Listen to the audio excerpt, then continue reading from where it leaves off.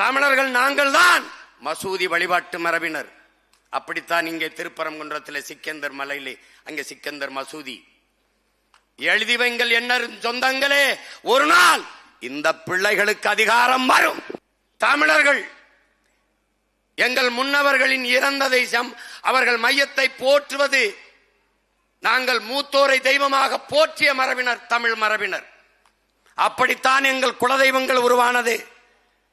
என்னுடைய குலதெய்வம் வீரமா காளி அப்படித்தான் வந்தால், ஐயனார், கருப்பணயசாமி, சுடலை மாடன், எசக்கியம்மன் எல்லாரும் இப்படித்தான் வந்தார்கள். தமிழர்கள் நாங்கள் தான் மசூதி வழிபாட்டு மரபினர்.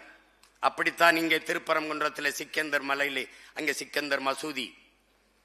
எழுதி வைங்கள் என்ன சொந்தங்களே, ஒரு நாள் இந்த பிள்ளைகளுக்கு அதிகாரம் வரும். பழனி பாபா என்கிறவனுடைய நினைவு இடம் போற்றத்தக்க புனித இடமாக மாறும். அங்க இந்த மகன் நானே கந்திரியாக்கி கொண்டாடுவேன். எந்த கொம்பன் தடுக்க முடியாது.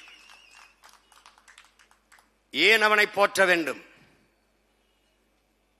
வரலாற்று வழித்தடம் அவன். வரலாற்று வழித்தடம். அநீதி பிடல் காஸ்டர் சொல்லுகிறான், தடம் பார்த்து நடப்பவன் மனிதன், தடம் பதித்து நடப்பவன் மாமனிதன் என்று. தடம் பதித்து நடந்தவன்.